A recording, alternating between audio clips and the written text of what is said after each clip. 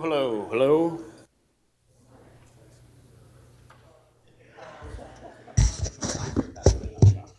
Hello, how's everybody doing tonight? Perfect. Well, let's get this party started, and we'll jump right into it. So, Michelle, thank you for saving us on the clicker. It's going to help us move through quicker. All right. Okay, welcome, guys, to the Pitch It, Skip the Line. This will be a little tough for me as I'm not very used to standing behind a podium and a mic. So I usually walk around quite a bit, but today I will try and keep it in one spot. Okay, so some quick review about what we do at OPN, just to give you guys an idea. This is our 64th show. We've had 6,100 attendees, 243 pitches, lots of everything. And basically the key to all of this is that we help generate a lot of views and a lot of excitement for the startups. And of course, get you in front of as many angel groups as we can. So just from the city, any drinks, any material that you guys have, please keep it upstairs in the mezzanine. Don't bring it down into the room. And if you are afraid of pictures or video, you're going to have to hide because we have cameras running there and there. So just keep out of the way of the filming, I guess. But thank you for coming. So at OPN and the Supporters Fund, we welcome you guys. And what we try to do is build communities and bring in inclusion and everybody together to be able to pitch and move quicker through the ecosystem to grow and get funding. We're currently on our second fund, which is our 5 million fund. So any investors that are interested to learn more about that, we're happy to take some time after to discuss and chat more to what we're doing around the fund. Some notable dates. Our Thursday this week, we have pitchitTOcityhall. And from there, we have the Hacker Fest on Friday and Saturday in Whitby. And then we also are at the Green Living Show on the weekend. But lots of other upcoming dates and details you can find here or on the website. We have lots of great sponsors that participate and help us do what we do, from the City of Toronto, Startup Toronto, Miller Thompson, Flow, Mindful, Vibe, and Rover. So we thank them for always continually supporting us. Today we have a panel of 6, and we'll continue to grow this and bring in as many screeners as we can from all the different angel groups. So we have Michelle from GTAN. We have Ozan from Karitsu. Azam from Maple Leaf Angels. Galen from York Angels. We will have a substitute for Kristen. She was unable to make it, and Chris will be showing up in the next 5 minutes, and he's from Spark Angels. And Angelo is one of our LPs, but he is also, we'll call him agnostic because he's part of a couple of different groups. So it's always nice to have the blended Angelo in the panel. So today we have 11 companies pitching. We'll have 6, and then we'll break for food and drinks, and then we'll get right back into it for the remaining 5. We have the team, Laura, who just happens to be out moving my vehicle so that we could get started because I was parked illegally apparently. So that's being moved and taken care of. And Brian upstairs, who's taking care of the camera. Thank you, guys. A little bit about myself. Well, to speed things up, we're just going to say go on LinkedIn, and I'm sure most of you may have some information. We run OPN and the fund, and looking forward to engaging with you guys further. So how today works is it's a 7-minute pitch, which all of the companies have been working on, groomed through, if you will. There's Dropbox folders for all the information that's provided. Everybody has a booklet, plus the inserts with the 11 companies. From there, we dive into, at 7 minutes, the companies will dive into 10 minutes of Q&A. So it's a total of 17 minutes.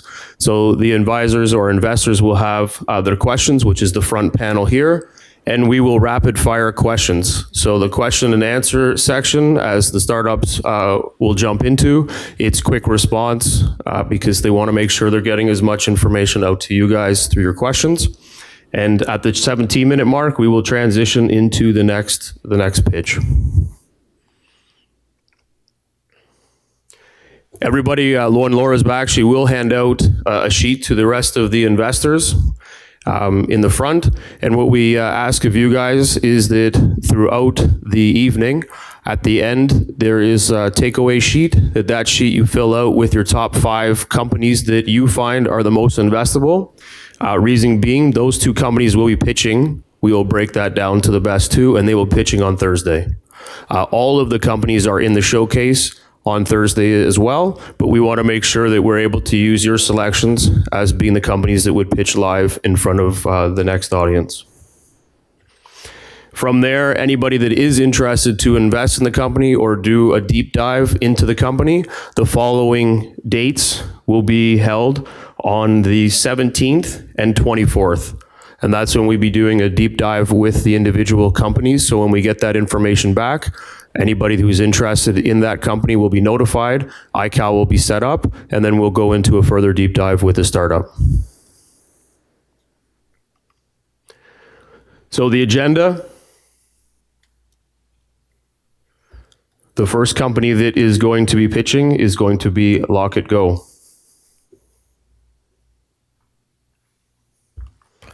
So let's get started.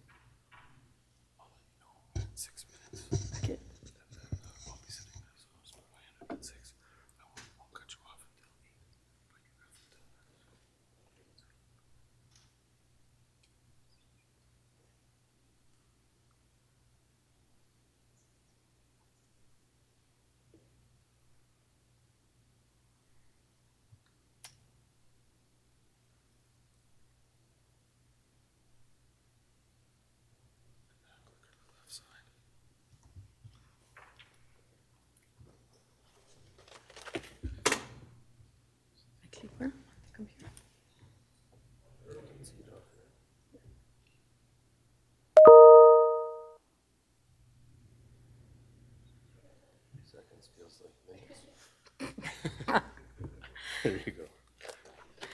All right. Check. This is where our journey began, in the intense environment of the festival scene. The event industry has been my passion and profession for the past 10 years. I've seen and played more than 1,000 shows. I produced dozens of events, including large-scale festivals. And I noticed one really big recurrent problem. Event-goers never knew what to do with their stuff.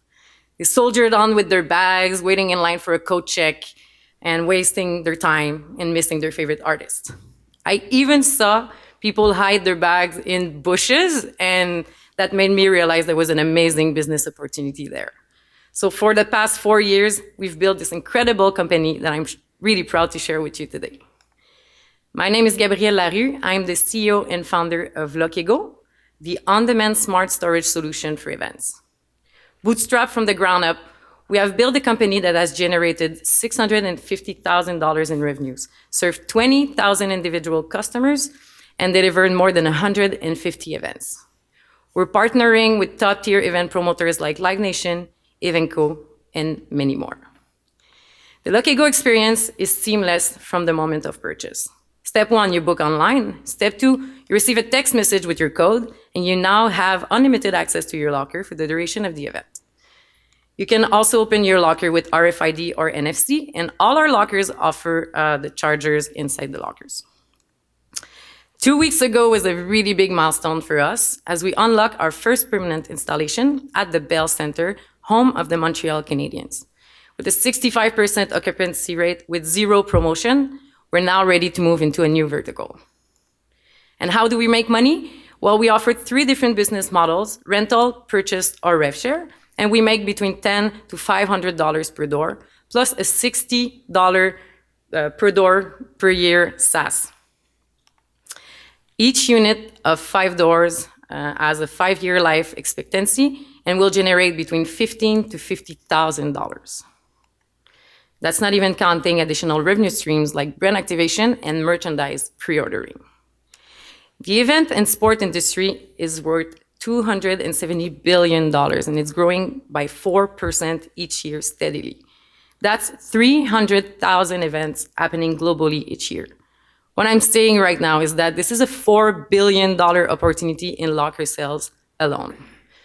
But events, venues, well, they're just the beginning. Because in the age of on-demand, we believe smart lockers could be used to solve bigger global problems.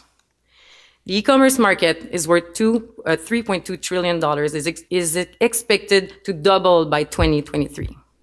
That's causing major issues on the environment, on the price and cost for carriers and retailers, and on urban logistics. Half-empty trucks parked for hours, gas emission, thefts of parcel, reattempts to deliver a parcel, multiple individual packages. It's simply not working. But what if you could have your parcel delivered into any smart locker across the city using a simple app? By creating an agnostic locker solution that's easy to use and integrate, we would drastically reduce the cost on the delivery and the impact on the environment on the last mile. E-commerce, retailers, on-demand food delivery, traditional carriers, they would all benefit from this solution.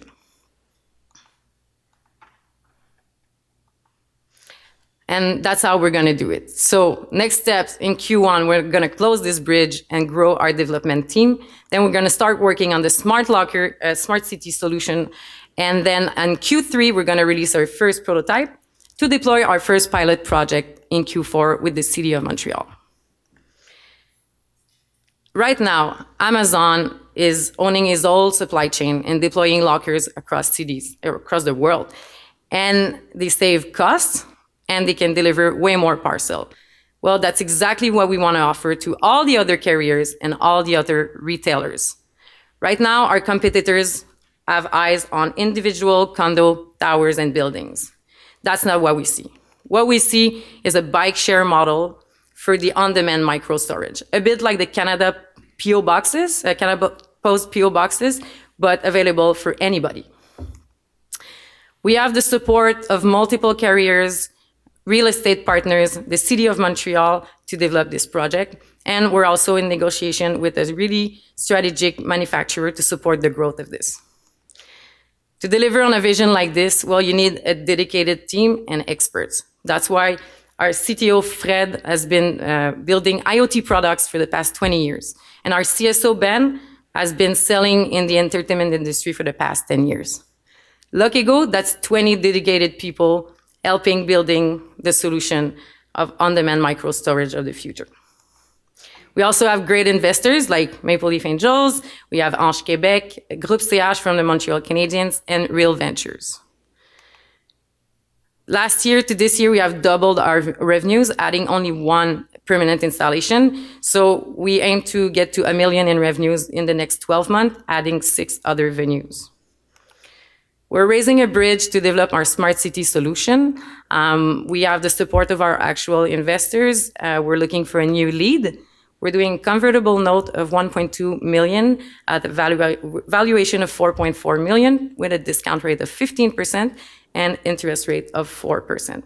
We also have strong interest from Scale AI and the MAE, who are willing to back the round in grant and subvention. And we aim to get to Series A in 18 months. And that's it. If you like what you hear, come talk to me at the end of this pitch. Thank you. Perfect, thank you. Ozan, you want to start, please? Yes. Do I use this? Okay, cool. Very quickly, I mean, I'm trying to find out what your IP is here. We've seen companies like this that have failed to scale and have gone bankrupt. What are you doing differently, and what is proprietary? The second question is, do you have a signed contract with Live Nation?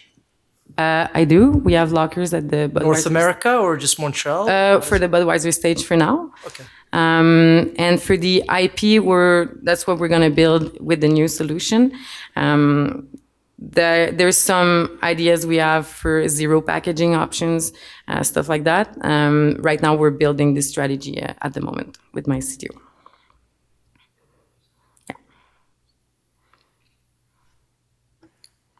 Just jump in, guys. Just jump in. I'm gonna beat you to the punch, Angelo. So I'm just trying to figure out: are you B2B or B2C? We're B2B, so we sell to venues, we sell to event promoters. And is the event promoter then on the line to try to rent those? Because you talked about the fact someone would get the code, you've got a dollar amount that they would pay. So is that a licensing model then to the venue that takes care of that? Yeah, so we usually leverage the social media and all the marketing of the venue or the event. So they push for sales because they have the channels and they have the reach. We sell the solution to like B2B, like venues and promoters. But we have clauses in our contract that they need to do like integration to the ticketing, social media posts, info letter and all that stuff, newsletter. So how much of the revenue then are you getting yourself out of the dollars that are going to the consumer side to get that? Is that a rev share with them, and what's the percentage if you can share that? So for events, we do rental, so we don't touch the revenues that they make. For venues, we either sell or do a rev share. So when we sell, we touch $1.50 per transaction, and they keep all the rest. When we do rev share, we split 50-50 or 60-40, depends. You talked about 3 different revenue streams. What's the biggest win for you? Which stream is the biggest win? Short term, it's purchase. Long term is rev share. So right now for us, cash flow is important. So we prefer to sell, but we always offer rev share. When you run the number on the long term, rev share makes way more sense for us. Hey. Hi. I hear you because you're close. Oh, I was voting for you. That's my apologies. Just had a couple of questions. Manufacturing, who does your manufacturing? What's the cost of manufacturing the item? Yeah. And what margins do you have for the units? Yeah. So we manufacture the metal in Montreal, the electronic in China, and probably in Quebec now. See if they don't open the doors again. Our cost is $350 per door. Expected to reduce that by at least $50 and more in the near future when we get volume. And we sell the units $500 per door and up. And your previous round, I can't remember the terms of it at MLA. Yeah. But what were the terms of your previous round, and how? What's the cap value now relative to the previous round? Yeah. So previous round we closed pre-money at $2,750,000. Post money $4 million. Now we're at 4.4. It was an equity round, and yeah, the convertible note, just so you know, is a start of a discussion. We're really open to hearing like negotiate on that. So you're willing to entertain a price round also? Yeah. And what is the customer acquisition cost and the lifetime value of a customer, especially if it's very event driven? The length of that customer may be limited. Can you touch on? It depends on which market. If we talk about events, so far all our clients are recurring. The one we don't do anymore is because we don't want to do them anymore because there's not enough, it's not worth our time. I will say this is a market that we want to slowly get out of. We see it more as marketing and customer acquisition. For events, when you purchase lockers, you want them for a long time, So it's early, but if we look at other lockers in other infrastructure, we're looking at 20 years, 30 years. It's when we talk to the client, they're like, I want to choose properly because we're going to be together for a long time. And the fact that they need to use our software is also they cannot just run the lockers without our software. And roughly, what would it be per year when you talk about a lifetime period of 20 years? What would that total dollar be? For one client, okay, let's take the Bell Center for example. They purchased 150 locker, so 150 doors. The deal is $140,000, and it's 30,000 in recurring revenues plus 150 per transaction, with a potential of 45,000 additional. And 150 lockers is a small quantity. It was a first. We just wanted to make sure that it was working and the demand was there, and it is. That's your pre-production, so to speak, or pilot, right, of 150. Yeah, exactly. So, and what we see is that usually those type of clients own a lot of venues. So we're already discussing to go at the Metropolis, Corona Theater, Place Belle, and other location in the Bell Center. Great, thank you. You're welcome. Hey. My question is that, each of the target market are different. The strategy for events is probably different with the parcel. My main question is about the parcel. Since there are big player in the market and it is it's crowded market, what is the strategy that you have in order to expand in this market, and more important from the revenue point of view? Yeah. So most of the I would say 95% of the competitors, they go after individual condo towers, building enterprises, and pick up in store. What we see is developing a strong partnership with real estate partners like a Couche-Tard or like a grocery store, make the lockers available for everybody like 24/7, and it would be more, like I said, like a big C model or a bike share model, which is available for any carrier, any online platform.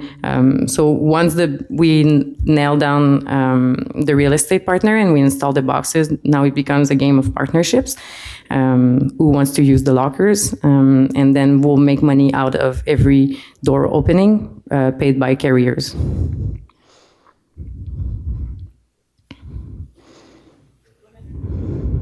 Who carries the insurance on something like this? My insurer is Intact Assurance. But you mean? So there's a locker installed at the Bell Center. Yeah. Is the Bell Center then liable for items that are in those lockers? Yes. Or do you carry any? No. No liability. What about so all the venues? So whether it's a concert, an outdoor concert, or anything else, it's they always the carry all client, liability. because they are responsible of who is in their venue and who is in their event. It's clearly written in the contract. What we're responsible of is the hardware, like that the hardware doesn't fall on someone. So when we install it, well, it's really detailed what I'm going to say, but like the anchor on the wall, the venue is responsible. The lockers on the anchor, it's us. So that's... And the locking mechanism, so if someone happens to be able to tap in digitally and break into someone's locker... Well, if the technology fails, that's us. That's you. Yeah. Okay, and so there is a sharing agreement you have then with respect to insurance. And okay, thank you. Yeah. So this raise will get you how much runway? 18 months, but we're gonna go get the money from government programs and more loans to get to 18 months. And just a review of the use of funds? Excuse me? Is it inventory for the use of funds, or I can't remember?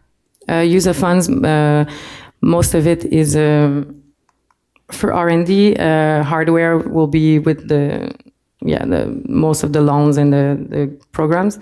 Commercialization, a bit of it also, but we aim to deploy early 2021, and we take the year to do pilot projects and develop the solution.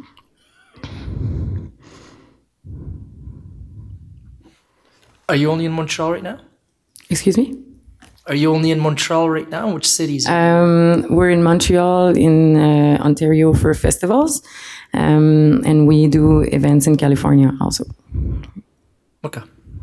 Because the demand comes from there and they're willing to pay.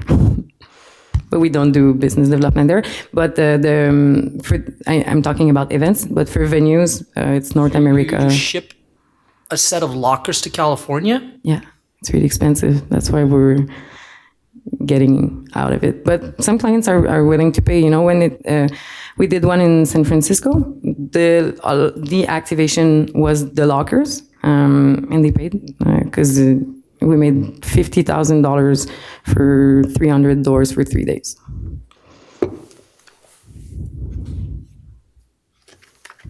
Okay. Well, we're going to leave it at that. So thank you very much. Great job. Thank you. Thank you.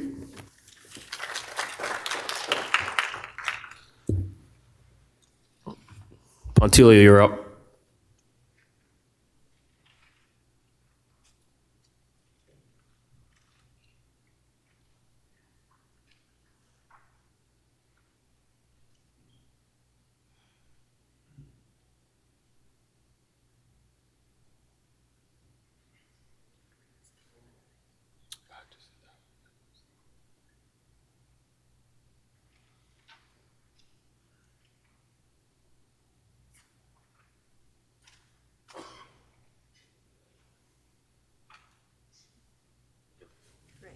Awesome. I'm Christy Wary, and I'm here to talk to you about Pointilio. So, what problem are we trying to solve? Imagine you're a retail investor in today's climate. How do you find financial advice that's right for you? Well, you could do it a couple of different ways. You can ask your friends for recommendations. You could go online and browse financial resources, or talk to advisors in person, or perhaps it could be a robo-advisor. But how do you know that you're getting the highest quality advice that's suited for your needs? How do you evaluate these advice and advisors that you're receiving? Do you know that only about 8% of advisors actually beat the market, and there's no existing signal for good versus bad advisors? At the same time, advisors need to work hard to gain clients and retain clients to grow their business. And again, there's no existing unbiased, transparent review for advisors. And that's where we come in, Pointilio. We point retail investors to the best advisors and resources to fit their needs. And to do that, we are a ratings and review site for investment and financial advisors, where we match investors with the best advisors and resources based on their portfolio and their profile. And at the same time, we connect advisors with new clients, help them manage their reputation, and build their practices to grow their business. So in essence, we're like the Yelp and eHarmony for finance. And as a result, we help consumers make smarter decisions and increase the standard of advice given to consumers in the financial industry. The market for wealth management in Canada alone is about $400 billion, and we hope to address about 0.5% of this over the next 3 to 5 years, roughly $2 billion. And this is set to be larger as we're currently in the biggest wealth transfer in history, where $70 trillion will exchange hands between the boomers and the next generations. So we're excited to tackle this market. And to approach this, we have several different revenue models. We intend to use revenue share agreements with advisors for each client that we close, referral fees, annual subscription fees, as well as paid premium accounts to manage your reputation, as well as ads and affiliate marketing. And to prove that we made the first steps, and we made headways to this, just in Q1 before launch, we've already onboarded 2 financial advisors who prepaid us for leads, as well as agreed to revenue share agreements, about 17 basis points of each client's AUM, starting date of management to perpetuity. And this really demonstrates to us that there's a demand in the market for our services, and we're poised to fill that demand. So as a customer, what does it look like? Imagine you're a retail investor, you're a millennial, you just got an inheritance, and you're trying to find a wealth advisor to manage it, or you're just unhappy with your financial advisor because, well, poor performance. So you would go on our website, and where you'll find unbiased and transparent reviews of all the advisors in your area. And if you decide that you need a new advisor, we match you with a new one by filling out a 3 to 5 minute survey. And if the advisor you become a client, you build a portfolio, and say a year from now, your portfolio is up 20%, and everybody's super happy. If you're not, then we help you build this all over again. As well, maybe the best advice for you would be a robo-advisor. A best channel for you would be a robo-advisor, where we'll recommend you to that as well. On the other hand, as a financial advisor, you use us as a way to gain new clients and to build your reputation with paid premium accounts, as well as reputation management system, which we have in-house. As you can see, there's lots of different ways that we can make money throughout this journey. Just to share a bit with you on what we have accomplished so far. Over a year ago, we built a test site and we launched it. and we just left it alone. Within 8 months, with minimal marketing, we gained 1.6 million users. So much that the hosting company had to shut us down because we didn't expect this kind of traffic. And again, this is organic SEO. So we actually didn't consult an SEO consultant. This is all pure organic SEO. And again, demonstrating to us that there's a need in the marketplace. So we spent some time rebuilding and relaunching the site. And before we launched, we signed our first paid advisors. And given some marketing push, we hope to experience much higher growth rate. And this chart here is just to show you a bit about what we learned during our test site. Between months 1 to 8, this is the number of unique verified visitors monthly. So as you can see, it took a few months to warm up, but by month 8, by October, we had about 300,000 unique monthly visitors. And if the hosting company hadn't shut us down, we were on a trajectory to get much more. And these were users. We learned that from these users, they were mostly investment advisors as well as financial clients, so retail investors. And as you know, they have the highest CPM, so we could have monetized this traffic right away. As well, our users are learned to be especially sticky and highly engaged. On average, they stay twice as long on our site than the industry competitor, and clicked on 7 times more pages on our site than average. So again, it demonstrates to us that we have really good users and we can work with them and monetize it right away. In the pipeline, we have a few things that we want to build, including the paid reputation management systems, and launch in the US market right away after we've proven the Canadian market on both sides. Furthermore, we hope to build the machine learning algorithms to enable this matching process as we get more data, as well as implement a secure ID system to ensure ongoing payment flow. During the medium term, we hope to build a bunch of tools, including money and motion detection to actually predict financial behavior before they take place, a lead scoring system that actually prices out better this marketplace we're building for qualified leads, and a book of business marketplace for financial advisors trying to sell their businesses and build pipeline for their business. Now, in the long term, about 3 to 5 years, we would have hopefully hundreds of millions of dollars of flow-through data and that we could identify the top performers, top 5% of advisors, and work with them to really disrupt the sector. Yes, and the goal is to be a super brokerage. I just wanted to put that out there.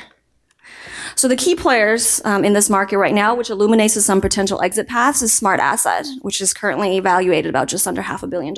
They're owned by a financial institution, and their matching algorithm between investors and advisors is incredibly opaque. And we're free, so we're unbiased and transparent, and we hope to really decentralize and demystify how investors are matched with the advisors. There's also robo-advisors on the market that's slowly gaining market share. You have your Betterments and Robinhoods and online trading platforms. We actually don't see these guys as competitors, but they are our potential affiliate marketing partners who hopefully will buy leads from us as well. And like I said, there are acquisition targets that we hope to become potentially one day. So in terms of financial outlook, we're here looking for $250,000 in convertible note. 6% interest, 2.5 cap. The initial tranche will be used for marketing because we built the product and now we just need to launch it. We have some tricks on how to do it, including targeted social media and offline marketing. And before launch, just this month, last month, we've gotten about $7,000 in current revenue. This is from deals, revenue share, and referral fees alone, without any ads. So we actually have ARR projection that will bring us to about 1.7 million by end of year 1. And given the right capital, we hope to 10x it by year 3. I have a killer team. 30 seconds. My co-founder, Rob, he's in the audience. He has over 20 years of experience and went to Harvard. I myself have exited 2 fintech ventures, including a private credit fund and a digital asset company. And together, my team and I, we are excited. We have the passion, the track record, and the credentials to really build this together. And I look forward to hearing your feedback and questions. Thanks. Perfect. Thank you. Hi. In part of the presentation, you talk about the number of the users that you had for the pilot test. Sure. You talk about 1.6 million visitors. That, as you know, that doesn't have a meaning that they are like a user. So if I ask you to turn them to like how many users you had in order to prove that this product is fit with the market, and you share some numbers of these pilot tests? Yes. So in the pilot, I'm just going to get to that slide. So in the pilot, we built a site for reviews, and we got these users with no promotions. And if we were to monetize that traffic, which we didn't do because the hosting company shut us down while we were just growing, we would be able to, in fact, not raise right now, we'd be able to fund our growth. So given the next tranche, we hope to learn more about what kind of users we're going to be able to actually convert. Okay, so you don't have any idea how much of this user they are like a return to the system or no? I mean, how many return visitor we can call them, active user or sort of user? Right. So, like I said, we had our users. So, given what we learned from the test site, our users had, on average, about they were super sticky and they were really engaged. And these were mostly financial advisors who were looking to manage their reputations, or retail investors who were potentially angry with their financial advisors. So they were going online and writing reviews. So they were active and engaged already. In fact, on average, they clicked on 18 pages on our site, 18.9 pages on our site, and spent 5 minutes on our site, which is twice as long as average. So these are already sort of engaged users. And again, given the relaunch, we hope to monetize that. Okay, thank you. Great presentation. I have a couple of questions. I mean, I'm trying to get a sense of your decision making here. Mm-hmm. You have 1.6 million disgruntled users because your hosting company shut you down, right? And I don't know if it were my company, I'd try to find another hosting company immediately to not shut it down because apparently you were doing something right. Yes. Right? So, but you decided to shut it down, so now you have nothing. Yeah, we're rebuilding the site and we're branding it from scratch. The test site was Are you trying to rebuild something that was not broken because you had 1.6 million happy customers? That's why I'm trying to figure out the decision process that you're taking here. Sure. That was one. Second is KYC. Do you have any KYC, and could it be a product for you because you're a facilitator, right? And you could actually be a revenue, know your customer type of process. Yeah, that's it. So the KYC, just to clarify the question, you talk KYC from the financial advisor side or retail investor side? Yeah, so in terms of retail and on the financial advisor side, a lot of information that we got is public. So we scraped a bunch of databases from investment advisor associations, and that information is public. So we have that information online. Now, as an active user, financial advisors can come in and claim their profile and interact with their account that way. And on the other side of financial consumers, it's sort of like a Google review currently. There's a lot of, right now, Google review is really the only competitor we have out there. So that's sort of the model that we're basing off of. So, Christy, sorry, go ahead. No, you go. Who has the mic? You do. You're the mayor. I'm the mayor, so I take precedent. So great seeing you again. Hi, Angela. So good job. I did have a few questions, and it's along the same lines. So you had to bunker down, and do you have to do a complete rebuild of the platform itself because of your previous experiences with the hosting company shutting you down? Yeah, a combination of a few. I mean, we learned a few things. We learned what we want to do and how to really brand the website because, the test site, we didn't really have any branding, but now we really want to be able to build ourselves as a key player in this market. Now that we've understood more from our pilot that there's a demand, what our users are, what the profiles are, and we, spend a bit of money doing that, and now we're ready to launch it properly. And with the right tools, we're able to really enter the market properly this time. And with the rebuild, are you ensuring that regardless of whoever is hosting the site, Yes. That you can migrate it from one host to another host without having to rebuild? Correct, yes. And start over again? Yes, absolutely. So from the pilot, we learned a lot of different things, and that's part of that. And so we're ready to launch and grow, hyper grow actually, which is why we're raising to market and really generate that traffic again.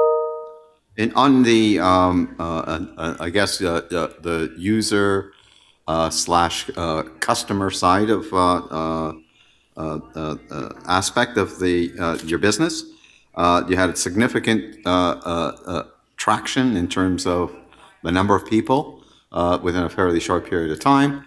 Are you able to carry over all of those advisors, visitors? Are they still sticky to your solution? And how do you ensure that?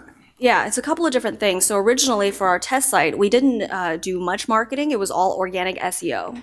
Content on the website originally. And rules for SEO has changed a little bit, but we do have plans to market this, and this time with a little fuel. I think we're able to capture that again, and this time again actually convert them to customers. And one last thing, from a potential user that's looking for an advisor to manage my portfolio in some fashion, how do you overcome my perception of you having bias, even though you brand yourself as being unbiased? When you're getting a sort of a cut in the fees, Yes. There is that implied bias, right? Understood. Yeah, so we position ourselves as the agnostic advocate for the financial consumer, which is why we will have a transparent reviews and rating site to actually ground our recommendations on. Whereas the current players in the market, Smart Asset, that does this, the matching process is entirely opaque. It's a black box because they're owned by a financial institution. And they don't have a reviews and rating site because they have no interest in having a transparent reviews and rating site. In fact, I don't think they ever will, because it's against their business model. So yes, because that's why the reviews and ratings is first and foremost. That's the consumer-facing side, where we crowdsource vetted and transparent information, and we use our own algorithms to help build, to give consumers the best advice possible. So those reviews and ratings are the good, the bad, and the ugly. And the ugly, correct. Great. Hi, nice presentation, nicely organized. Thank you. So you're not going to control in any way the reviews that are posted? Because the question I was going to ask was the one that Angelo asked, which is, it seems to me there's an inherent conflict between accepting payments from financial advisors who are looking for business and then consumers who are looking for kind of independent reviews and advice. Now, I'm not saying, we have conflicts in other industries. Real estate to me is the biggest one, and it's been operating forever. People like me wonder why that's happening, but it seems to me you're kind of putting yourself into that model stream. And I'm not saying that it won't work, but you're going to have to do something to ensure the independence of those reviews. Correct. Yes. Well, we're building two sides of the marketplace right now, and for the reviews and ratings part, I think, like I said, Google reviews is the only model that's out there, and to have transparent and vetted information is our primary objective. And the matching algorithm and how to stay independent from that, we're not owned by a financial institution. We're unbiased. So again, we will look at each of our customers and really advocate for what's best suited for them. But yes, you're right. We're building two sides of the marketplace. Right now, we've just tested that we could get traction from both sides, and hopefully, with more capital, we'll learn more and hopefully share more. Okay, perfect. Thank you very much. That was good. Thank you. MoneyMate.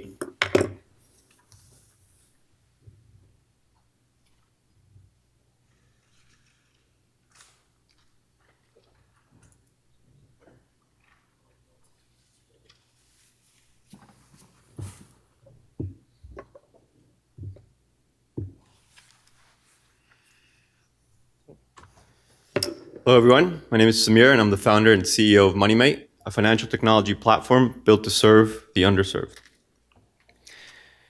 Over 40% of Americans and Canadians have virtually no savings. Just to put that into perspective, that's over 150 million people in North America alone. And most of them struggle to make ends meet every single month. The financial habits of the poor are clearly broken, and they need fixing. But who's there to help? With banks catering to the wealthy and non-banks servicing the middle class, there's virtually no financial service provider tailored specifically for the underserved. And this demographic is enormous, with over 70 million people considered non-prime. Okay, maybe there is one. Payday lenders do cater to the poor, but they take advantage of them. They do not help them. MoneyMate is built exclusively to help these people lead better financial lives. And we do that by providing personalized financial products and services that help them improve every aspect of their financial well-being. Here's how. First, we provide quick access to microloans. The financially vulnerable need money first and foremost. They need money first and foremost because they need to cover for their current needs. And our loans are 10 times better than payday loans. We're faster, we're cheaper, and with smaller installment payments, we make it much more manageable for people to catch up on their bills. Second, we've structured our loans to help consumers build savings simultaneously. And this tackles the core issue at hand, which is basically that they don't have any savings to fall back on. And lastly, we've built a suite of financial products and services that not only cater to current financial needs, but also improve their long-term financial situation. With savings building programs that help consumers build credit and behavioral-driven financial literacy tools that engage users to not only to make finance fun rather than worrisome. And it's working. Over last year, we launched our beta and we acquired over 3,000 users on our platform with a 70% conversion rate, all organically. We funded a little over 1,000 loans, and we helped consumers build over $40,000 in savings with these loans, all while generating a 60% return on initial capital. The niche market we're targeting is huge. The payday loan market is valued at over $40 billion annually, with over 20 million people using payday loans every single year. And the best part about it is that online segment of that market is growing at an extremely fast pace, 40% year over year. So what about our competition? Our competition, they really suck. They do.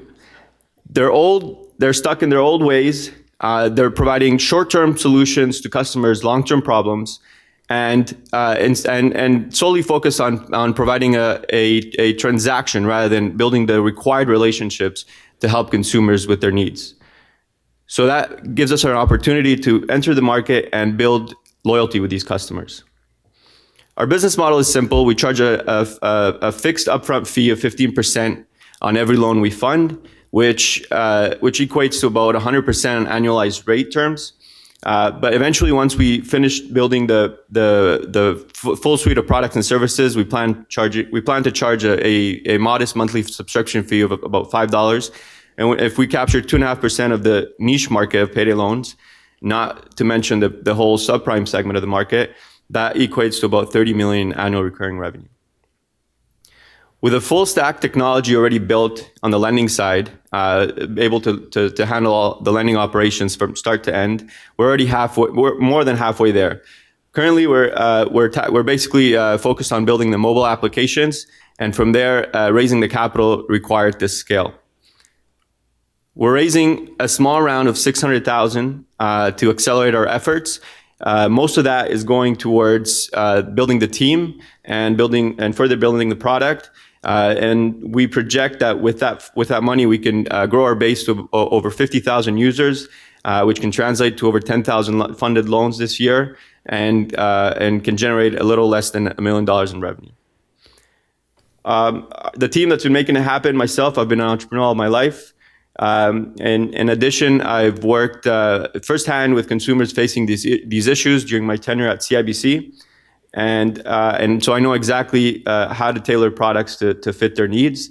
Farhad is a world-class developer. He tackles problems using first principles approach with a bachelor in economics and computer science from the University of Toronto.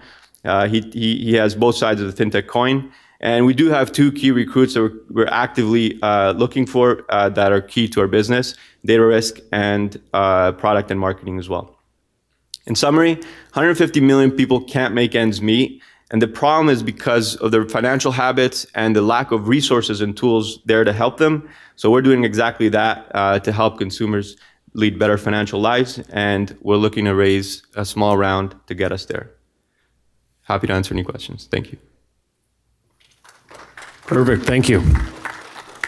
Don't mind. I'm going to jump right in here. So, are you like a debt consolidator? Is that what you're trying to do? We're direct lenders. Direct lenders. And where's the source of capital? So we initially raised around 2 years ago, and then we used that. That's the primary principle that you lend from. That's for our beta. Yes, we use that. And as an investor, what am I getting into?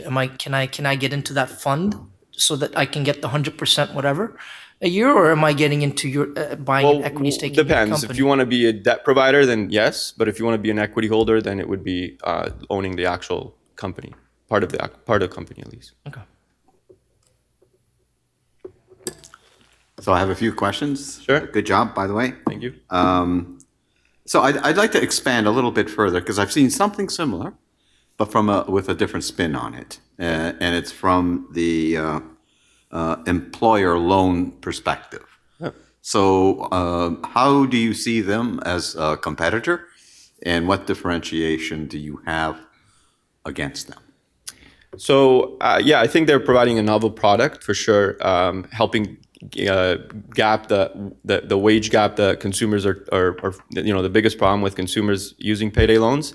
The couple things about them is, one, they're very limited because they're B2B, so they're not accessible by everyone in the market. So a lot of consumers that don't have employers that are partnered with these type of companies can't get access to those.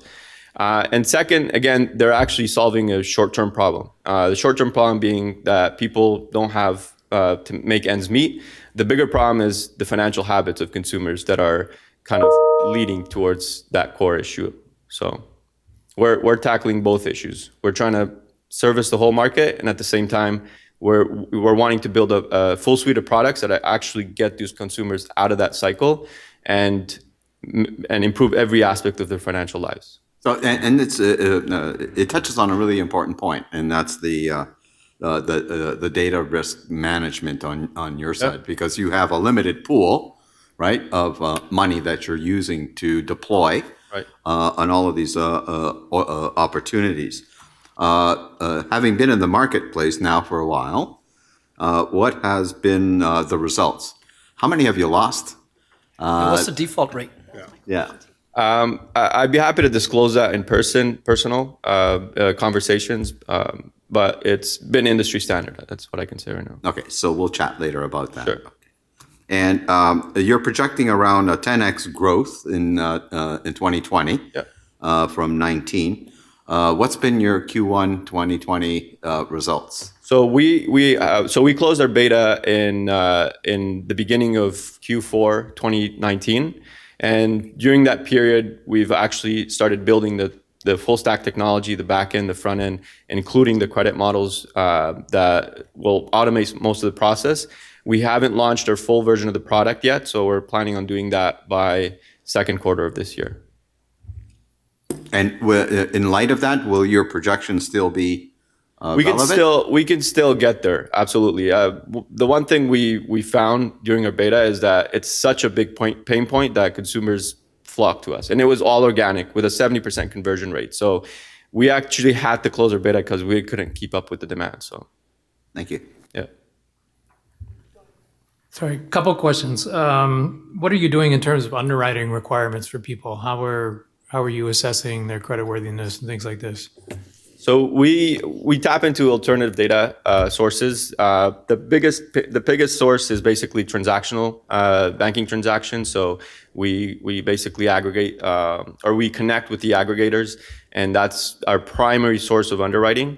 Now, during the data we collected over the beta period, we've built statistical models to kind of essentially make better decisions in the underwriting side. You're not doing a traditional reference check, credit check.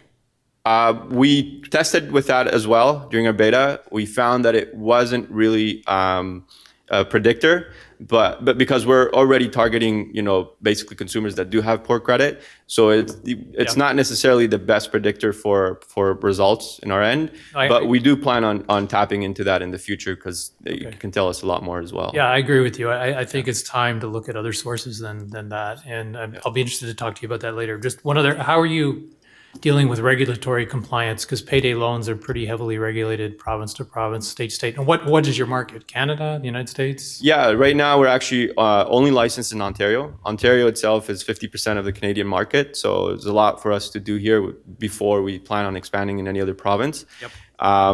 In terms of regulations, it's actually very lenient. It's not as complicated as you think it is. In fact, it's actually one of the most lenient in the financial services. So we're licensed with the regulators, and we do everything by the book. And how are you going to change people's habits? Bingo. Yeah, so these are behavioral-driven tools. I think part of the problem is, another thing we found during our beta is the fact that it's an industry problem, but it's also a consumer problem with the fact that these people don't have the right financial habits to get them out of that riddle. So the way we think about it is if we not only engage them with different products and services, but more importantly, and this kind of talks a little bit about our savings program, because most customers we talk to, especially living paycheck to paycheck and not being able to make ends meet, they would tell you 90% of them, I can't build any savings, right? But by us being able to actually implement that into our loan itself and helping consumers build savings as they're paying off their loan, it's a seamless, frictionless process that essentially, the end result is them being able to build savings. So similar products like that actually have the desired outcome already built into the product is how we're going to change these habits. So Samir, I'm just going to pile on that same thing, and good presentation. Thank you. Thank you. What you're trying to do is very noble, but the studies have all shown that financial literacy education is the key to this, not the tools at the end. It's educating them. Lots of studies on that. And so for me, do you have any plans to build in educational tools? Because part of that will also then be getting consumer confidence. So getting the confidence of your constituents to want to go to you, right? So there's a couple of elements in there to prime the pump. Can you tell how you might address that to start to build your funnel? For one, I think financial literacy does have a role to play. I don't think it's the key to solve these kind of issues, especially with our target demographic. Again, these are financially literate consumers, and there's a reason behind that as well. They're just not interested in finance altogether. The traditional method has been to actually provide them with blogs or reading tools for them to kind of educate themselves. That doesn't work. So the way we're going after, and we will provide financial literacy tools, but the way we're going to implement that is by, again, engaging the consumer and making it fun rather than having something to read and at the end not doing whatever they need to do to help themselves. So our tools are going to be behavioral driven. It's going to be all with the end in mind, essentially, to help the desired outcome and make it engaging and fun as well at the same time. So that's the way we're going to tackle financial literacy, budgeting tools, and all the likes. Can you just tell us a little bit about how they access that forced savings at the end? Like, does it have to be in there for a certain amount of time? How can they access it all? Yeah. Do they access it to pay off the loan? Can you just talk a little bit about that piece? Yeah, sure. So initially we start off with the savings is basically accessible only after they pay off the loan in full. And it's still going to be like that as well. They are able to access it as soon as they pay off the loan. If they wanted to, it's as soon, basically it's as fast as an e-transfer we do. Right now, we don't have the capacity to use it to make a payment towards the loan if they had missed a payment or whatever the case may be, but it's something we can look into as well. Because we had some customers talk about that and want that feature. So if they can't make a loan payment, but they have an amount sitting in the savings, right, are they still getting accrued, like they're getting charged interest on the loan payment that they haven't paid off? Minus the savings. Minus the savings. Yeah, so it depends on the balance, basically. Okay. Yeah. Okay. I just want to clarify one thing. Sorry. Can we come in as a lender? Sure. Do you have terms for that? I'd rather do something like that than to invest in your company. How come? Huh? I'd like. It's the math. It makes it's a cash. I don't need equity, right? It's a cash return.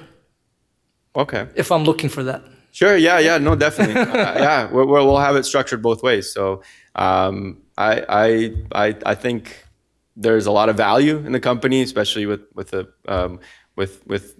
things that we're looking to build in the future. Again, this is not a lending platform. It's going to be a financial technology full suite product and service that tailors to every aspect of their financial well-being. So, but yeah, no, absolutely, we'll have it structured both ways. Okay, quickly. Check make sure the check doesn't. Yeah. Okay, quickly. Do you have any plan for the insurance or protection of the fund and this process? Sorry? For the protection of the, for the fund or insurance or any? I've talked to an insurance provider. They've already given me a term. Just haven't followed through with that because we just don't want to spend the money right now. At least once we get funding, we can get insurance though. Very lean and mean right now. So Okay, perfect. That's good. Thank you very much. Thank you.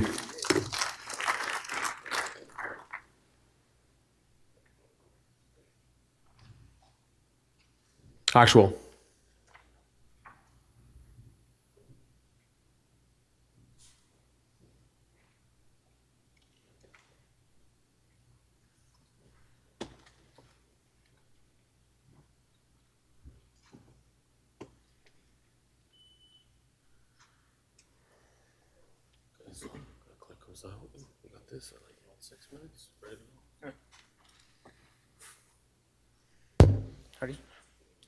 Hi, Mosafat. I'm Bilal, and we're the co-founders of Octo Robotics. In the past, the world was just automated. Whenever you wanted something to get done, you would have to be the person to see it from start to finish. Now, things and processes require less direct human input and are being accomplished using cutting-edge technology and innovation, which increases accessibility for all, such as making phone calls, using a GPS instead of paper for directions, and having all the information you might require accessible right from your fingertips. Now, imagine I told you that when you wake up tomorrow morning and head out for work, coffee in hand, you open your door to 30 inches of snow. That's what happened in St. John's, Newfoundland a couple weeks ago. Now, what if I told you that even with all that snow, you wouldn't worry at all and you would leave your house in a timely manner? Our product, the Outtake One, is here to liberate us to never shovel our driveways again. The Outtake One is a fully autonomous, self-driving snowblower that will clear your driveway on its own. With a simple setup that will seamlessly sync the Outtake One to your unique driveway, you won't ever have to worry about the snow stopping you again. The Outtake One has a battery life long enough to clear a 4,200 square foot driveway on a single charge. And before running out of battery, the Outtake One will return to its home base and charge up and continue to go blow snow if required. The border system uses a sensorless design. This means that the user only has to set up the charging station and drive the Outtake One along the perimeter of the driveway once to complete the setup process. There are no border wires, no towers, no tape lines that need to be set up for operation. To ensure its safety and the safety of its surroundings, the Outtake One employs a continuous 360-degree field of view that will allow it to sense its obstacles, such as cars and people surrounding it. Our target market, 25 to 45-year-old tech-conscious consumers that live in areas with snowfall, have an income about $70,000 or higher. These people already own smart home products like Roombas, smart speakers, and smart security systems. The Outtake provides another level of comfort in their everyday lives by automating a tedious chore that they don't enjoy doing. And really, who enjoys shoveling their snow? So what we saw is that our market is very similar to the market of people purchasing products like the Roombas and autonomous lawnmowers that are very big and growing markets. And we also found that the smart home industry in Canada is projected to grow to 10 million smart homes by the end of 2020. Through census data, we found that 54% of all Canadian homes are detached single-family houses, and 20% of those already own snowblowers. And by comparing our product to similar products in the market, we found that the smart snowblower industry can capture about $105 million within the first 5 years, and that we, Octo Robotics, can capture about $34 million worth of that. To ensure we were building a product house owners would actually want, we first did online surveys and went door to door in neighborhoods that were within our target market. We found that 90% of house owners had a negative opinion about cleaning the snow on their driveways, shocking, and wanted a robotic-like mechanism to do the job for them. We also found that people were willing to spend an average price point of about $1,400 for the Outtake One. So the three main ways we differentiate ourselves from our competitors. The first being the price point. Our competitors are priced at 3,000 Canadian dollars, while we're priced at much cheaper at 1,500, which makes us a lot more competitive in the high-end snowblower market. The next way we differentiate ourselves is through the size of our product. Our competitors are much larger than us, making it hard to use in driveways in urban areas like the GTA. Our product being smaller makes it easier to go around obstacles on these driveways. And for the main way we differentiate ourselves is through the use of physical sensors on the driveway.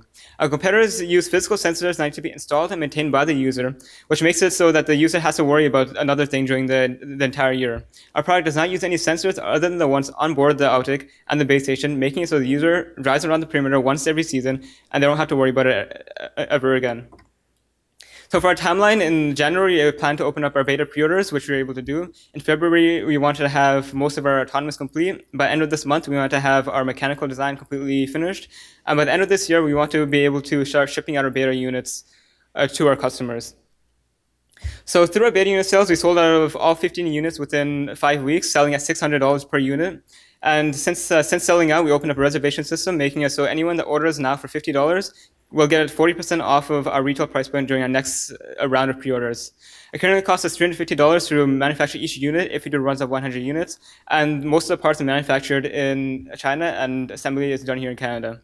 So over the past year, we've been funding this company through pitch competitions and incubator programs, and through that, we've been able to create a prototype and purchase some of the testing things we needed. But if we want to start development at a faster rate, we need to start taking investment in a larger form. So far, we have made $7,200 from our 15 beta unit sales, and we project our growth rate start to pick up around 3 years. In 2021, we plan to sell 100 units at a price at $1,000 each through our pre-order program to early technology adopters. In 2022, we plan to start the transition from online sales to retail locations. We found through our research that majority of snowblowers are sold through retail compared to online. And in 2023, that's where we plan to see a real growth through our combined online and retail sales. Now the question that's asked and on everyone's mind is, how do you make your money back? Our exit plan is to plan on selling to a large smart home competitor in the smart home industry. Companies like iRobot, which makes the Roomba, are known to buy out smaller competitors, and also companies like Husqvarna, Steel, and Toro would also be interested, as they are in the smart home and autonomous robot industry. Our team currently consists of 6 members, each with unique skill set. I'm currently working at OPG as a systems engineer. I'm learning core fundamental business and engineering lessons, which I'm using at Okta every day. I'm also very passionate about robotics and have had run a successful snow clearing business, which is still in operation. I've had over 7 years of experience running competitive robotics teams all the way from middle school up until university. I've also started a small business here in the city of Toronto.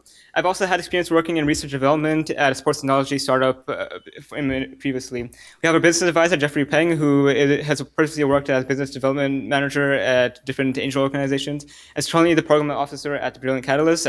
And our technical advisor, Dr. Carlos Rosa, who has a PhD in mechatronics and robotics, and is currently assistant professor at Ontario Tech University.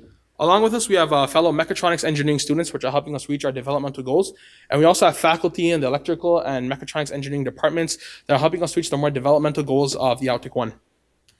So we're looking for $120,000 for 10% equity in our company. The way we plan to spend these funds is through research and development, opening up an office and testing space, marketing, and then expanding our team.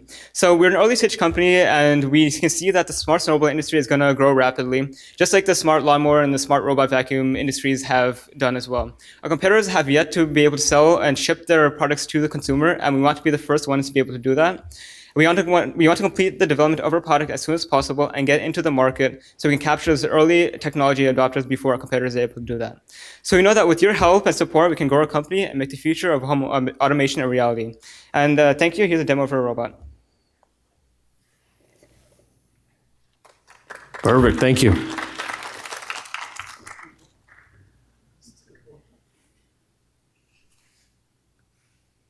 Yeah, jump right in, guys. So thanks, guys. That was great. With your device, because I've seen something like this, but at more of a B2B side, where your device, how many sensors does it have on it, and how many resets will it do if an object gets in the way? Because you've got obviously a blade running out in front, so where with a Roomba, it can actually bump into something and then move or come within a certain distance. So how are you ensuring the safety of something like that with a device running that if a dog happens to come across or something happens to come in front of this thing, how are you creating that safety barrier? Yeah, so we have 360 degrees of sensors. The two main ones we're going to be using are ultrasonic and cameras. So the ultrasonic is mostly just to see the distance between the object and the robot. And the main way we do it is through the visual processing through the webcams. So since it's 360 degrees, it's going to know exactly where things are at different times. So say you have a dog running towards the product, as it gets closer, we'll be able to not only see that it's getting closer, but also we have the ultrasonic sensors determining that it's getting closer. So there's a redundancy. It look like your snow is being tossed out in front. Yeah. So how's that, would that not create an invisible area in front of the device with that snow coming out in front? Yeah, so since at the front has two cameras pointed inwards, so it stitches the two images together. So it has a very minimal area of, there's pretty much very good visibility even with the snow blowing. Yeah, we determined that through testing, and then also along with object detection, we also have a hard reset on the robot itself. So a person can go, if it's outside and sees it heading out or doing something it's not supposed to be doing, they could reset it, and that interrupts all the processing. So, you know who the best shoveler is? Kids, right? Free labor. Distribution.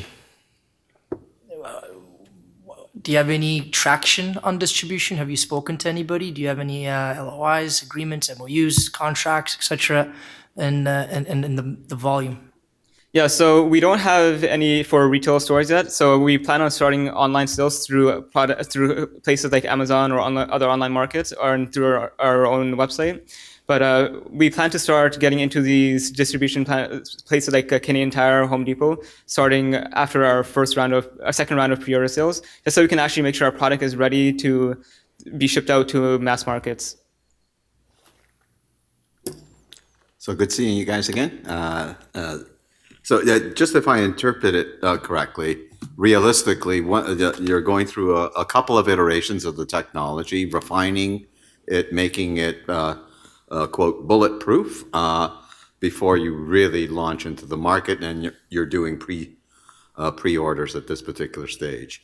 And your timeline is, if I understood correctly, or interpreted correctly from your presentation, 2022 is really when you're going to be heavily in the marketplace, which makes sense. So kudos to you in terms of having your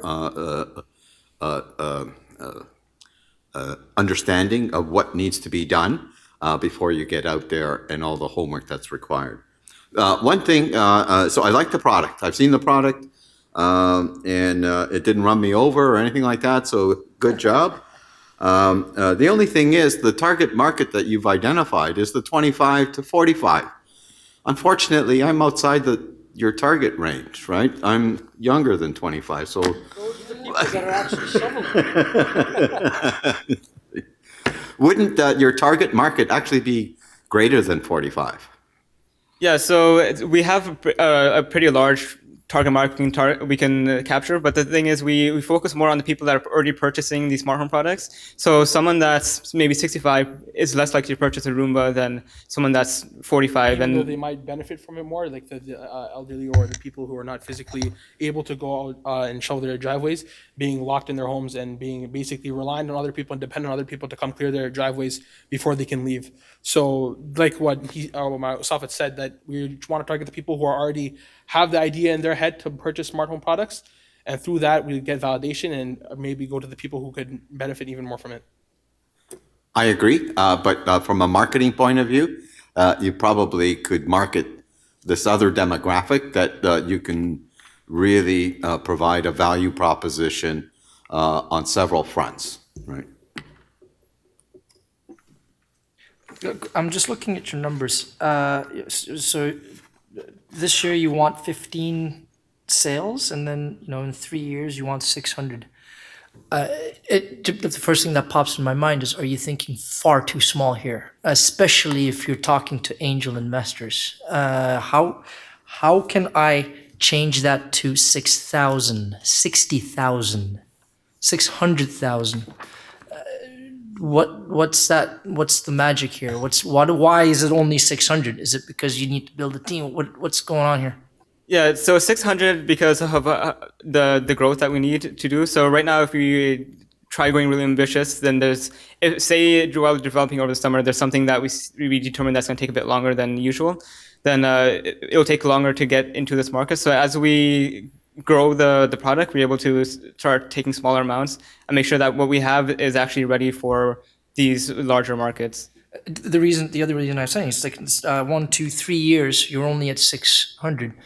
As an investor, then I have to wait for, I'm assuming, another 6 years, and next thing you know, I'm like 12 years in and no return, right? Financials. Yeah, that's why working with investors, we could reorganize our plan and maybe we can work on that and realize our potential. Be careful what you wish for.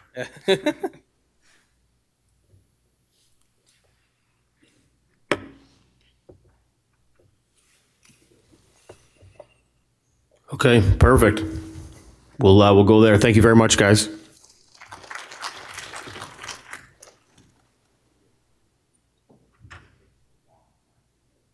My star chart.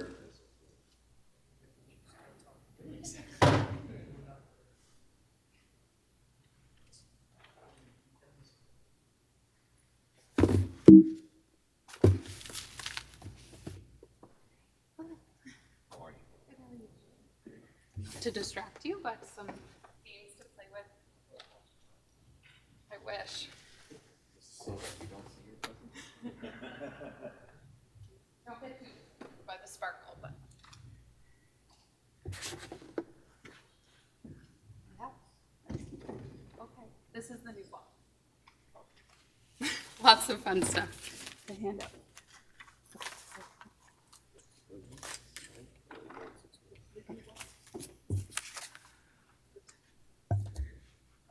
This way.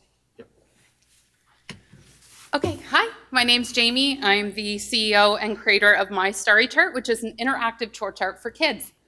So we're gonna get right into the problem, which maybe some of you can appreciate.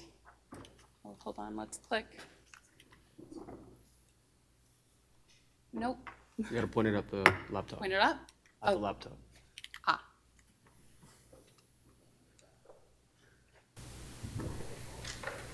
Click. See?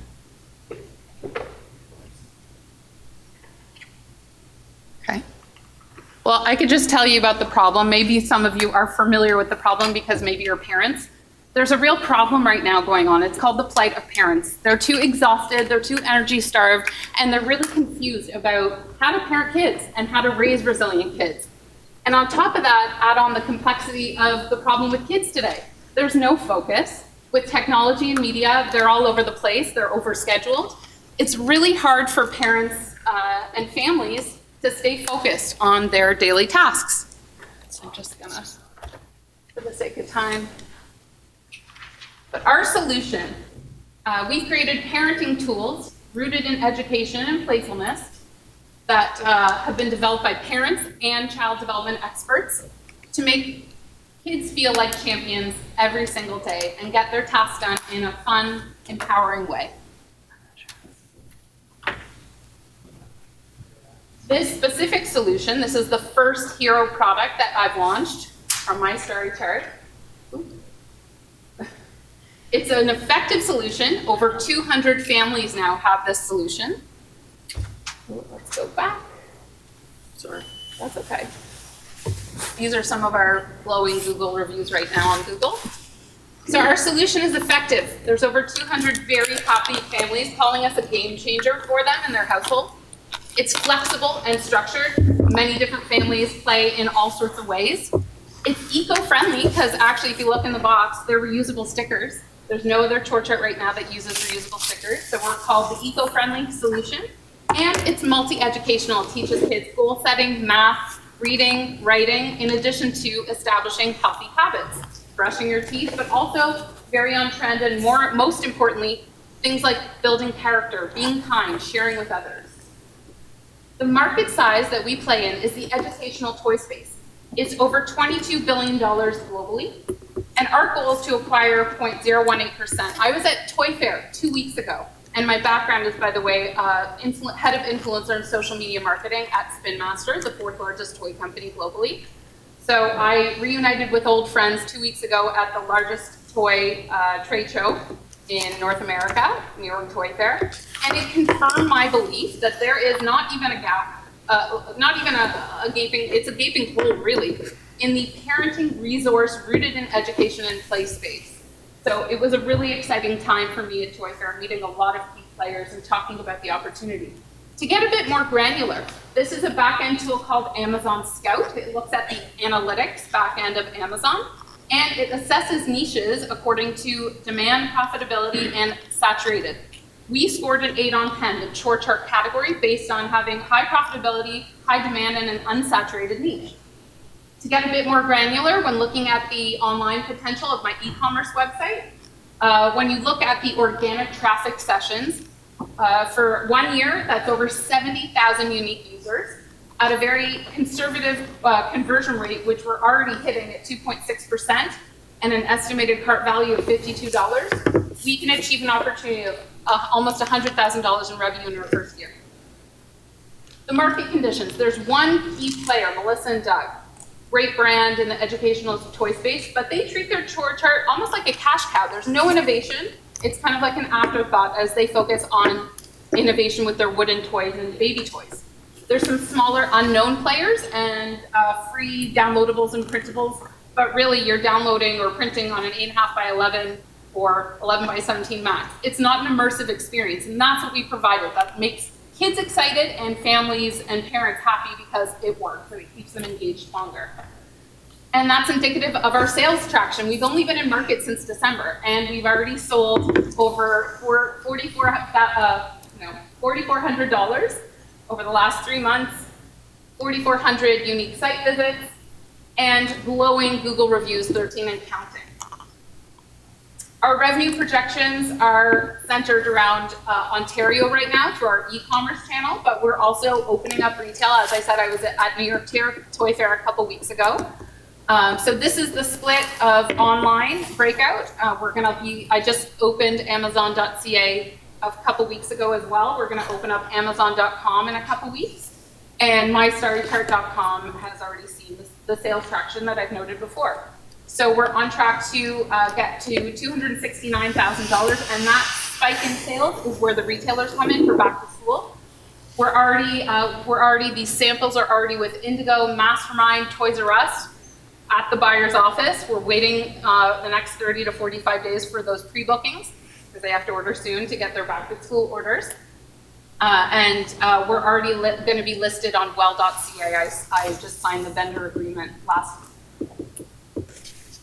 These are the financials, and forgive me, that should say gross margin, not profit margin. The MSRP right now is $39.99, and I think one of the measures of success will be more retail accessibility. That's what I've heard from feedback from stores, from customers, so I'm very coachable, just so you know, and I take feedback not lightly. So we're gonna get to, in May 2020, $34.95. Our first cost is also gonna be improved. I've recently got a new manufacturer on board that's better quality and better pricing. And in Q4, we hope to be at $29.99 is our sweet spot to win on Amazon and at retail. My marketing strategy, we will generate our $269,000 in revenue by generating awareness via influencers. This is what I do well. I've launched toys like Hatchimals. I've worked with Paw Patrol, so I know how to do this. Generating awareness via influencers and digital media and PR. I'm actually in talks with a large celebrity mom, so that's in preliminary stages, but to partner with, as well as a large back to school campaign with a huge band in the US, very well-known band. And I'm gonna be doing a large back to school campaign, social push, and new products that are currently being developed, which are right here. So we're now getting into, because kids can track their calendar and they're proud to display their calendar, we're now in the sticker business. So we're helping kids keep track of really key dates like back to school, first day of school, photo day, the pumpkin drive, we have birthday countdowns, we have affirmation sticker packs, so keeping kids positive and feeling good about what they're doing. So these are just some examples. And we're also launching a tween edition, and we're gonna be launching a parent resource app, which will also add to our revenue model. We're going to add a recurring revenue model likely. It's still early stages of what that is. I'm really trying to focus on the tactile products first, get that in retail, get that in the hands of consumers, because really that's our lead gen, and then it actually makes the cost per acquisition for the app a lot more cost effective and efficient. 30 seconds. This is a comparable case study that just shows I'm modeling after these amazing women who have already achieved success in the plush category. And my amazing team is led by myself with experience in toy, and Carrie Laudadio, the creative director who's worked with Mattel. My advisors, one notable is my husband who's here and the co-creator, as well as a parenting expert, and that's going to be a lot of content-driven help. She's going to help educate parents on how to do it, and that's going to be part of our marketing strategy. So I'm seeking $150,000 at a valuation of 1.5 million market cap, mainly investing in operating expenses, marketing, and inventory and product development. And as an exit strategy at New York Toy Fair, I met some amazing licensors who would be interested in licensing my product, as well as a potential buyout from Melissa and Doug. So thank you so much for your time, and I hope you will join me in our mission on raising resilient children with parents.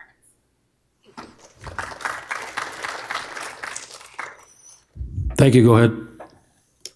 Hi, it was a great presentation. My main question is that as I understood, you're targeting parents. Why not the kindergarten? Because this is a matter of educating children to how, to understand the goal, achieving all of this, the cycle of the learning. So how do you see that? Do you see any room or a space for that, to bring that part to the game? That's a very good question. So as part of our pipeline, this year we are testing a My Starry Chart Classroom edition, a My Starry Chart Daycare edition, because the daycares have lots of money. And so those are additional channels that we are going after. But really, the approach that I take to parenting and this new wave of parenting is, I have a book with me. It's How to Talk So Kids Will Listen, and How to Listen So Kids Will Talk. It's basically a positive parenting approach that says, parents are their first teachers. So this is a tool that's meant to, it's actually a parenting tool. When parents talk to me about how well they're doing and how great it is for their family, I say, pat yourself on the back, because that just means you're a great parent. If you're the one that's engaging with the kid in this, you're building that connection with them and keeping them engaged. So it's really a shout out to the parents when they have success with the product. Okay, if you consider that as a part of the product roadmap, I guess you have to consider that part of technology, because for the third parties such as kindergarten, etc. I mean, the external user, probably you have to provide some information or interactive. It would be a completely separate product. It would be called My Starry Classroom Edition, and it would be in the classrooms selling to the school boards or to teachers specifically, because they buy outside of the school board, and it would be more community-based instead of family-based, so an additional SKU. Okay, thank you. Jamie, great presentation. Question for you on your customer acquisition costs. Have you been testing those, and what are you seeing right now as far as your customer acquisition costs? So right now we have little to no marketing in terms of cost per acquisition. Although I have hired an SEO agency, because my feelings are we have to get the website primed for media dollars, and so we are starting to test with search and SEO, as well as social ads. I've already tested with influencers, so we are targeting a cost per acquisition of $18 to $20. That's industry standard for a consumer packaged good. But hopefully we will get, as we scale, we will get more cost effective on the cost per acquisition. Okay, thank you. Great presentation. Just for my own knowledge, is this, generally speaking, when you scale, are you scaling one product? And if you mentioned that Melissa and Doug could be an exit opportunity, do they buy one product or do they buy a portfolio of products? Because I see one product here. How do you scale this one product into a thing where Melissa and Doug's like, oh, we gotta get this thing in? So this is my first product, but there is, over the next 2 years, a pipeline of product. By the end of this year, we will have that product. Plus, these are 7 different SKUs, 80 stickers per SKU, different themes. So now we're in the sticker pack business, plus the classroom edition and the daycare edition and the tween edition. So there's just that in this year alone. Next year, there's an additional pipeline.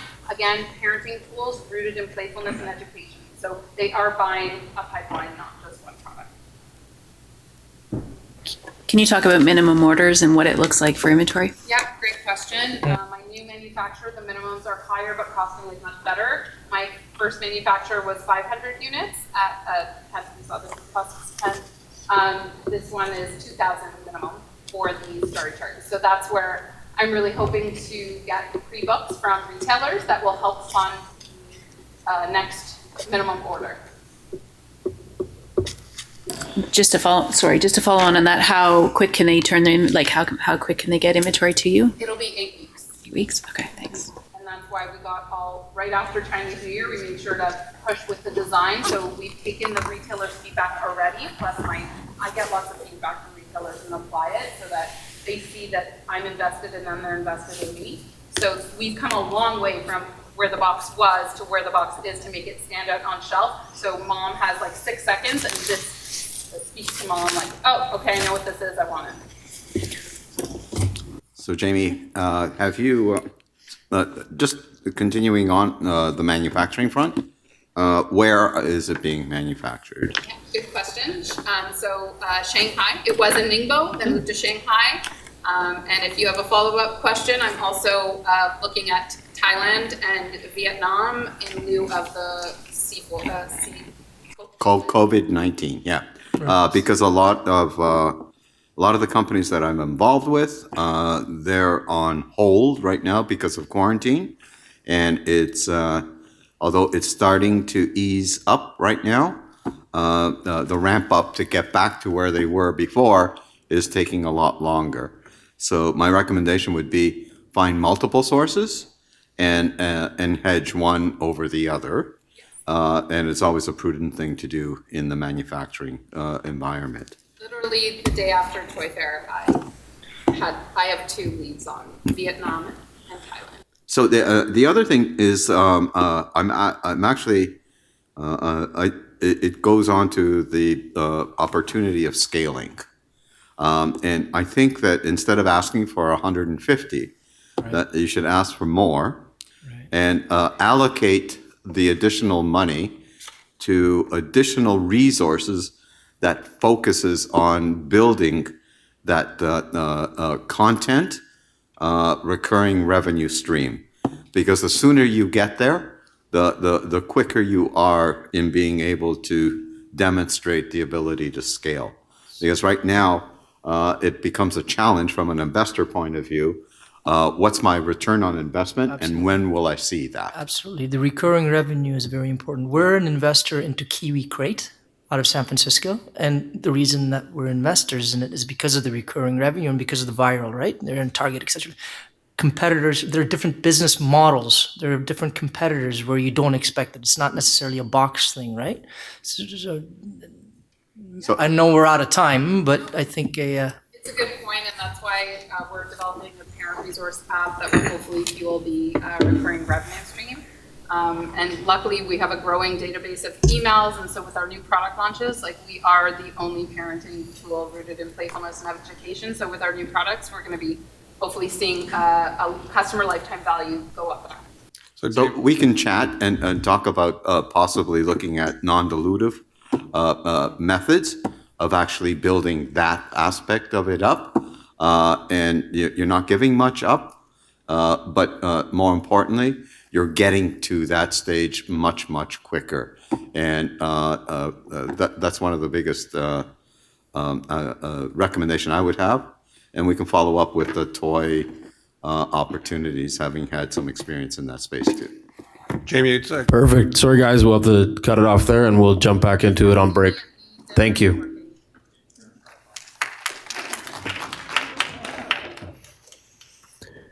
Engager. Okay, so the clicker is here, and apparently it wasn't working, and now it is. So you just click there. Okay. And I'll let you know it's 6. All right, hi guys. So ever since I was a kid, I couldn't understand why everybody didn't know about my parents' mom and pop custom jewelry shop and the magic that happens in that shop. So I created Engager, the first online studio to collaborate, design, and make an engagement ring that's super special for your intended. And their customers absolutely love them. There's a reason for that. When you buy an engagement ring today online, it's essentially a factory type feel. It's much like a vending machine type of experience where you pick a diamond, you pick a setting, and it's really not all that personal. So we say when they come to our website, guys, add the romance, add your ideas, make something deeply personal for your intended, and we really give them the tools to do that. Like our first customer, Chris, he's all the way in Minnesota, and his girl Mariah is a very earthy person. She calls herself a sun child, and you'll see in the tent back there behind them she has a set of mandalas that she loves to decorate with, as well as the twinkle lights, and that's Mariah. So he wanted to make a ring that's very Mariah, and so we gave him the tools to do that. And she was absolutely over the moon. When she posted it on Facebook, her friends knew that's Mariah's ring. She must have gotten engaged, and they were right, because that ring was perfectly made for Mariah. And so our diamond buying experience online is quite incredible. It's just like looking under a microscope. But we give you unmatchable design capability. And all of our templates are totally customizable. You can literally add anything to any design, and we will have thousands built in to the platform once we upgrade. This is a revolutionary user experience, and it's going to, you can actually try the engagement ring on before you buy it. And that's how we make the most romantic engagement rings on the planet. Our competitors don't do anything near this right now. They, as I said, they engage in the vending machine-like process. Those competitors are listed there. But they've built a blueprint for us of how to get to an exit of 520 million by way of digital, a mix of digital marketing. Specifically heavy backlinking and SEO, which we've done on Dragon's Den. I'll get to that in a second. And in the North American engagement ring market, we can see it's actually quite a big playground to play in. It's $12 billion worth of engagement rings every year. And our traction so far, we've made 60 beautiful engagement rings in 7 states or provinces that we've never sold to before, and $300,000 in revenue. And as I said, I was on Dragon's Den, which actually really helped out bring users to the website, and through word of mouth as well. So literally no marketing spend whatsoever at this point, just word of mouth and a really great backlinking strategy. Being on Dragon's Den really helped. So Ilya Peskov is my CTO. He's one of the best in Waterloo. Great relationship with him. He's helped build the platform and imagine what that platform could be like. And of course, the key jewelry partner is my parents' shop. We're really scaling up and ready to do that today. And of course, my good friend Cody, he was one of the first 3,000 employees at Uber. So he has a very good sense of how Uber was able to scale up in implementing that secret sauce that Uber had, putting it into engagers and the backlinking strategy that we have. It's really going to help us get to our targets here and maybe even shrink this timeline. Every engagement ring we sell is a 20% margin or $1,000 per engagement ring.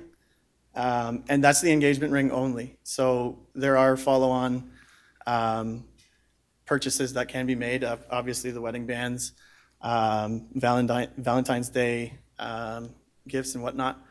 And so we do have a suite of products that we will offer, obviously, after the engagement ring. And our customer acquisition costs, we're raising $250K for influencer marketing campaigns. The most romantic engagement rings, I think is something that will definitely get the attention of influencers and help us build that. And so if you are as passionate as I am about bringing engagement rings, the most romantic engagement rings, in fact, to the world, please speak to me afterwards so we can talk about how the platform that I'm building and the amazing campaign. Thank you. Thank you.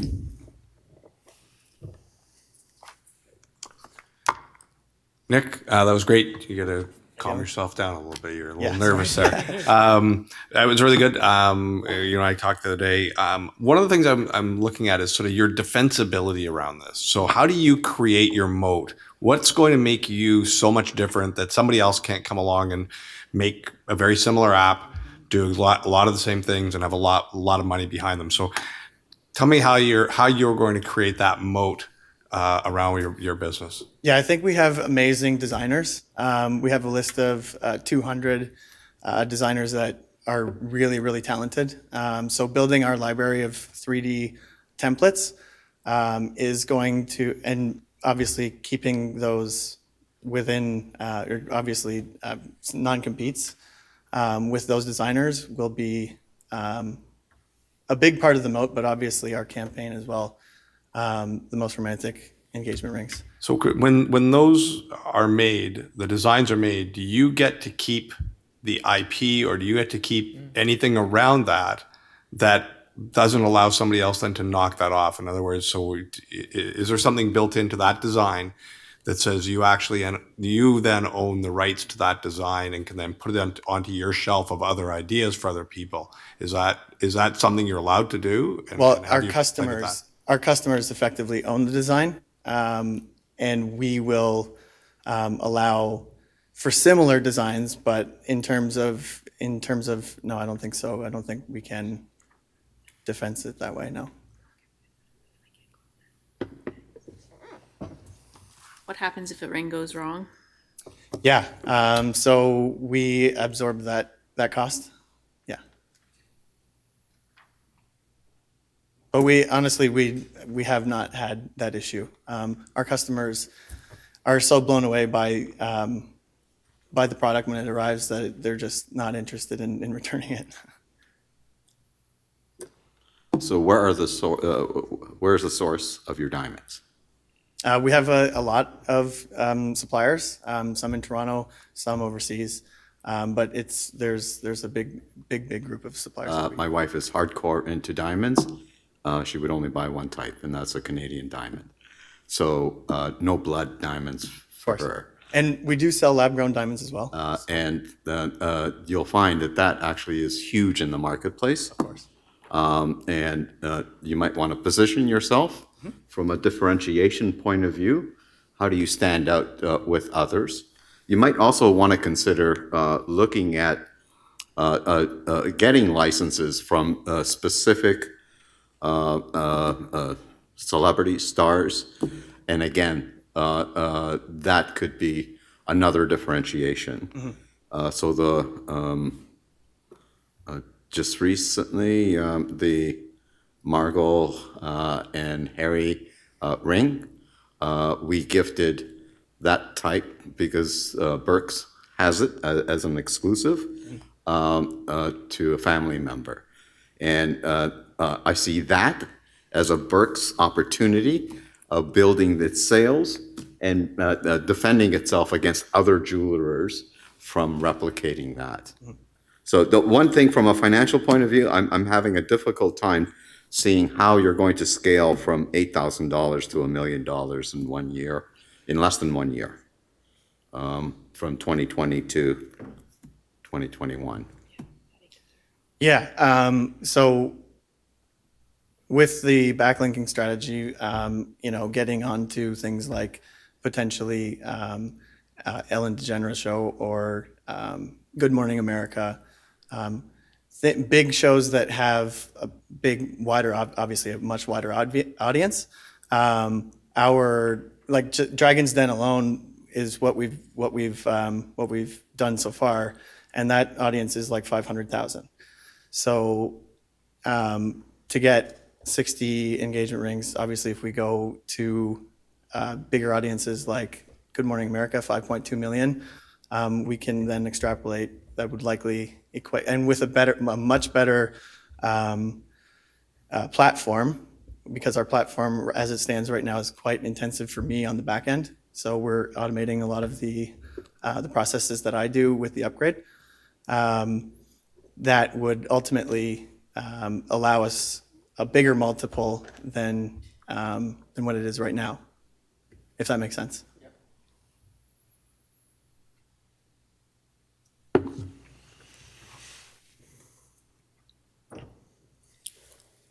I'm going to ask a question. On the expansion side through across Canada, North America wide, how does shipping or pickup work? Shipping, so we have shipped to Ohio, we've shipped to California, we've shipped to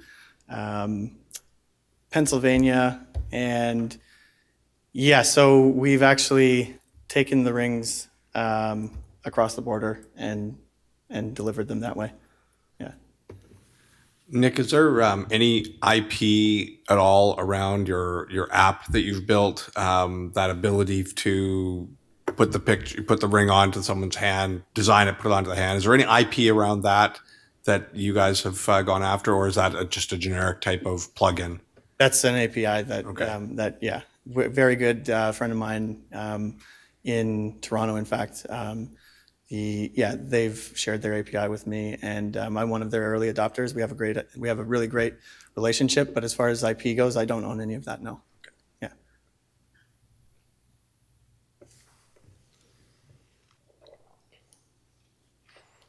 Okay. Thank you very much.